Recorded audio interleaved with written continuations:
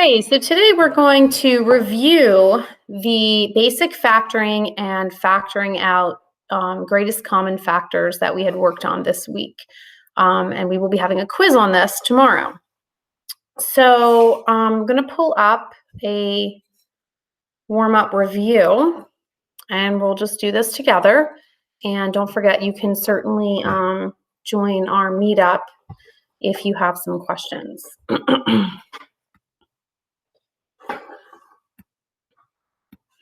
Okay, so there's basically going to be three different types of questions or problems that you're going to have to do.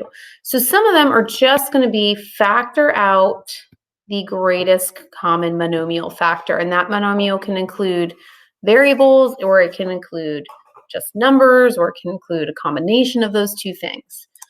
So if we take a look at the first problem, we've got numbers and variables here. So first I would look at my two numbers. I have the 16 and I have the 40. And you can use your factor sheet to look up the different factors of each of those numbers. So on your factor sheet for 16, you would see that you have the factors 1 and 16, 2 and 8, 4 and 4. For 40, you're going to have 1 and 40, 2 and 20, 4 and 10, 5 and 8. So now we want to find, well, what's the greatest common factor between those two numbers? And we can tell that it is 8.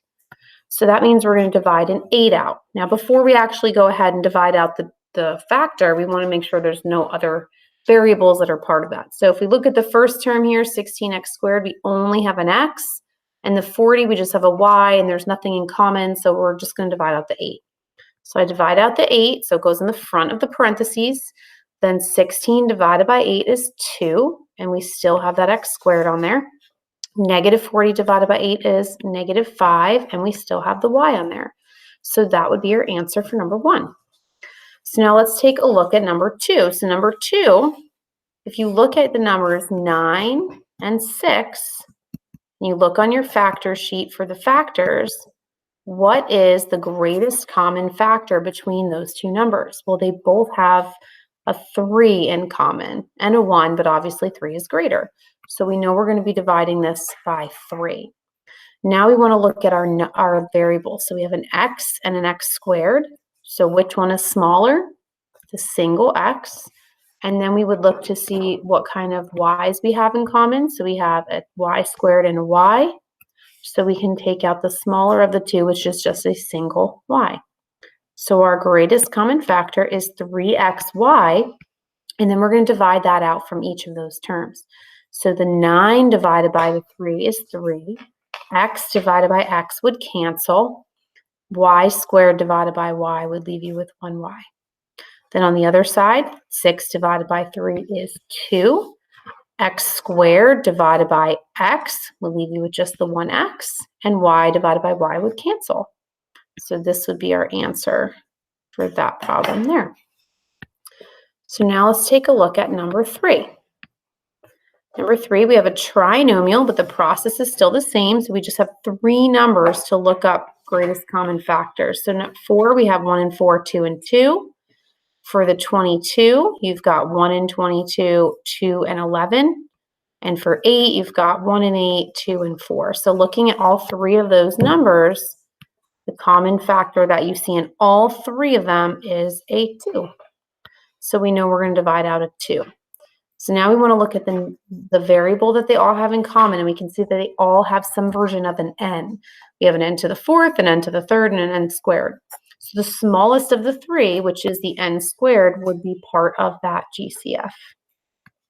So the GCF goes on the outside of the parentheses, and then we divide each of these terms by 2n squared. So 4n to the 4th divided by 2n squared is going to be 2n squared. Then negative 22n cubed divided by 2n squared is going to be negative 11n. And then negative 8n squared divided by 2n squared is negative 4. And that would just be your answer there. And then number 4, we have a trinomial. The 3 numbers are 3, 6, and 3. So we're just going to focus on dividing by 3, since you can divide 3 and 6 by 3. Then you want to look for a common variable. So we have an x squared and an x, but the third term doesn't have an x, so can't use that. Then I might say, well, what about y? So I have a y in the second and the third term, but not the first. So can't do anything with that either. So all we can do here is divide out that 3. All the variables are going to stay the same. So 3x squared divided by 3 is just x squared. 6xy divided by 3 is going to be 2xy. And negative 3y squared divided by 3 would be negative y squared. All right. So now the next thing that we worked on earlier this week was just factoring simple trinomials without GCF. So you'll notice that all of these problems here all start out with just a plain old x squared. There's no number in front of it, so there's no GCF that we're going to take out there. And all of the third terms, all of the c values are just constants, so there's no x there, so we can't divide out an x or anything. So for these problems, right away, we're going to go right to those 2 parentheses that we worked on. And then you're going to just be looking at that last number on your factor sheet. In this case, it's 56. So what numbers multiply together to get 56? What else goes in there?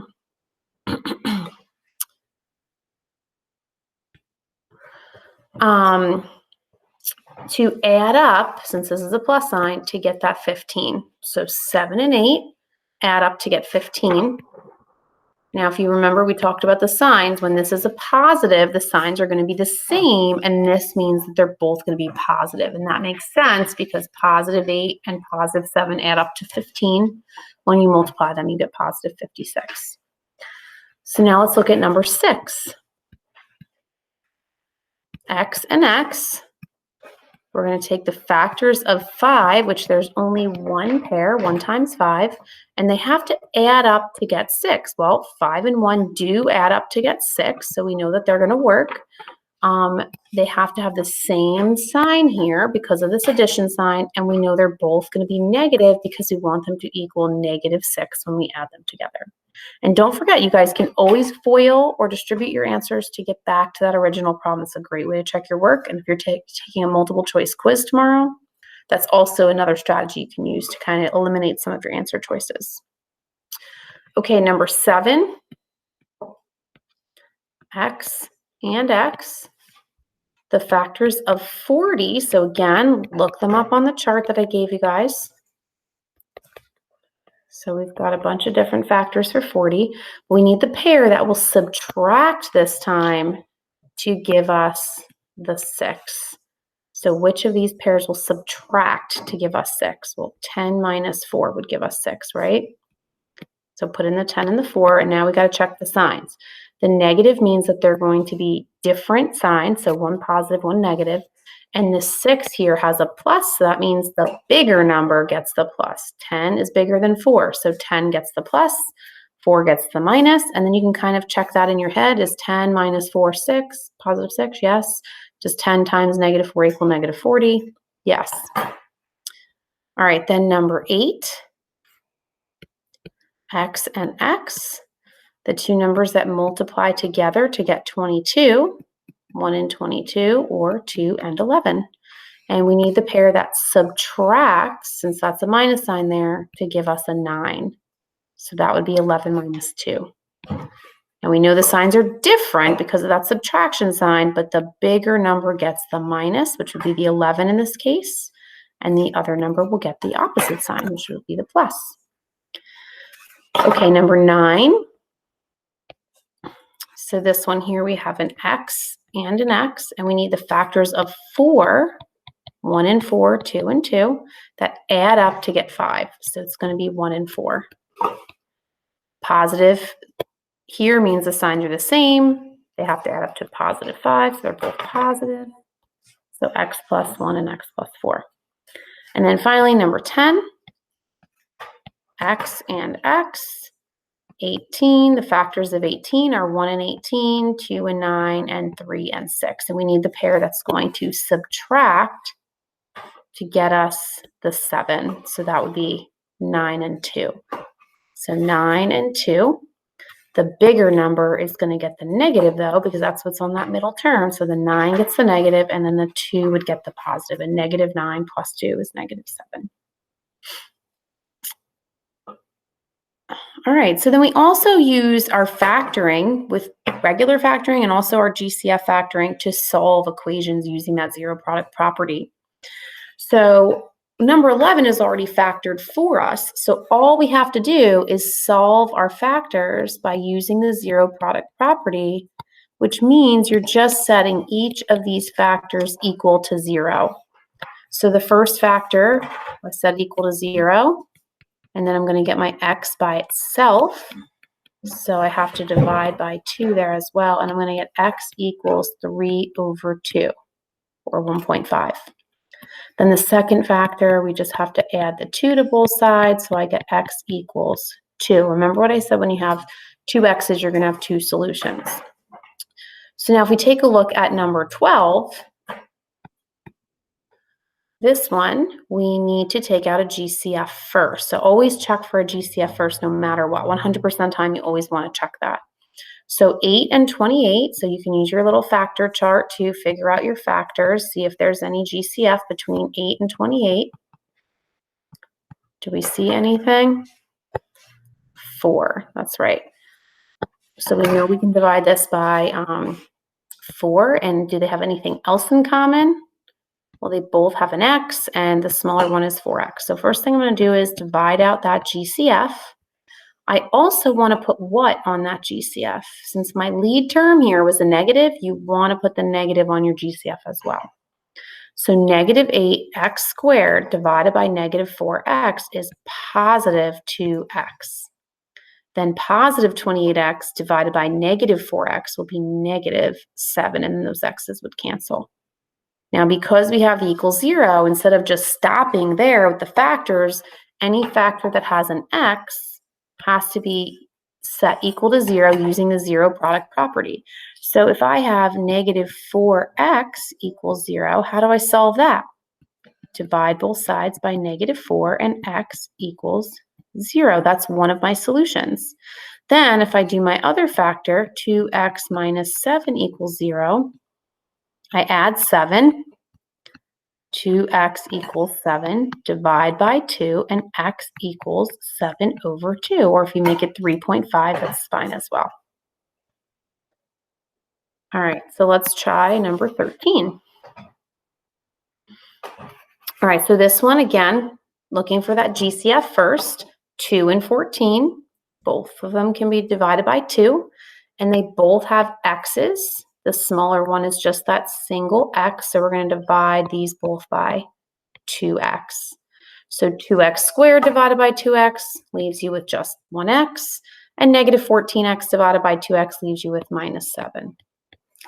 And now we can set each of these factors equal to 0. So 2x equals 0, x minus 7 equals 0, and then we solve them. So you just get x by itself. 0 divided by 2 is 0. And over here, to get x by itself, we add the 7, and you get 0 and 7 for your 2 solutions. All right, number 14. Okay, so this time you might notice that the equal sign is kind of in the middle of the problem.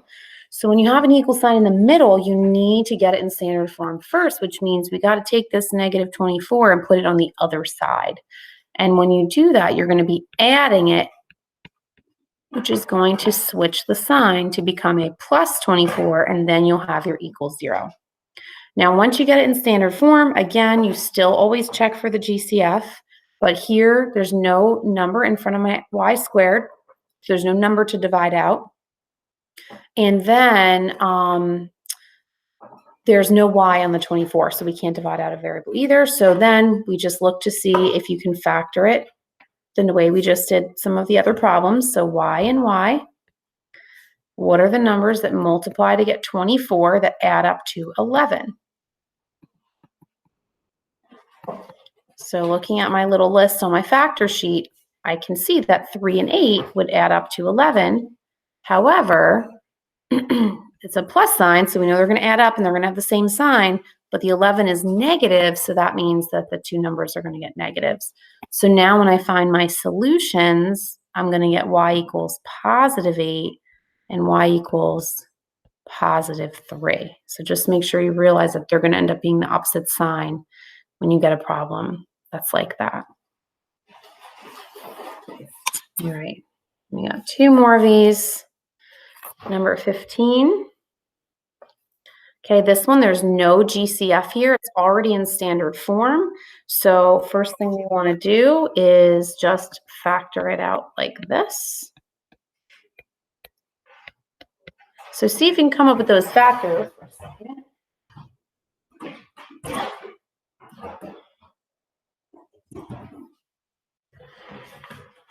See if you can come up with those factors that are going to multiply to get the 12 and add up to get the 8. So once you look at your factor sheet, you can probably figure out that 2 and 6 are the factors you want to pick there. So 2 and 6, they need to be the same sign, and they're both going to be negative because there's a negative on that middle term. And then we just find our solutions. So if you're using that zero product property, which most of you guys can probably do in your head, you're just going to know that x equals 6. And over here, I add 2, and I get x equals 2. And then finally, this last problem here, I'm going to bring my 33 over to the other side. Now, in this case, I have a constant on the other side as well. So I'm going to combine those like terms. So the 2 and the 33 give me that 35 there. Then I just go into my factoring, x and x, the two factors of 35. 5 and 7. That add up to 12 are 5 and 7. And same sign, both positive. And then when you go to find those two solutions, you're going to get x equals negative 7 and x equals negative 5. Okay, so I'm just going to put up a couple other problems just as a little bit of an extra practice really quickly.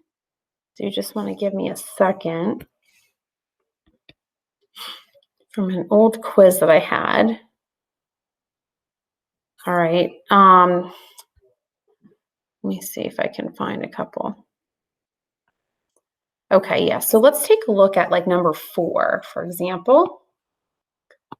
So number 4, we have our GCF, which is going to be 3. That's the only thing we can divide out here. So after we divide out the 3, you're going to get x squared, because 3 divided by 3 is 1. In the middle, you're going to get negative 8x, because negative 24 divided by 3. And then you're going to get 33 over here. Now, just because we took out that GCF doesn't mean we can't continue to factor that. So this x squared then will be split up, and the factors of 33 that subtract to get 8, you can use your factor charts. Don't be ashamed to do that, because that's what they're there for. 11 minus 3 gives me 8. Different signs. The bigger number is going to be negative. So the 11 is negative and the 3 is positive. And let's take a look at number 5 and 6. So number 5, same idea. You have that number in front of the x squared. You want to divide that out.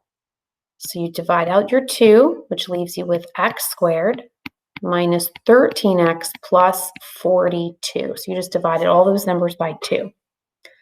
Now you have just a regular quadratic trinomial in the middle without any coefficient on your x squared. So you can split the x squared up into x and x.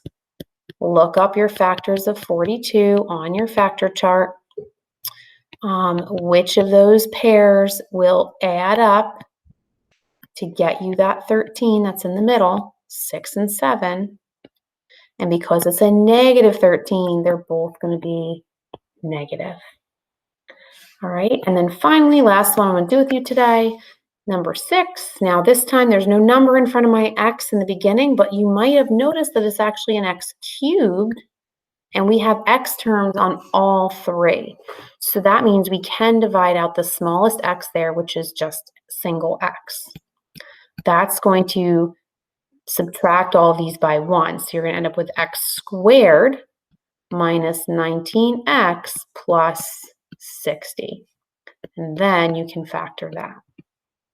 X and x, the numbers that multiply to get 60 that add up to get 19. So this is where you're going to want to use your factor chart. And let's say 5 times 12, 6 times 10. All right, so which of these pairs here on the side are going to add up to get 19? So 4 and 15. Now we know they're adding up to get 19 and they're going to have the same sign. This negative 19 tells me they're both going to be negative. Now, if you were solving this one, let's pretend it had an equal 0 on there.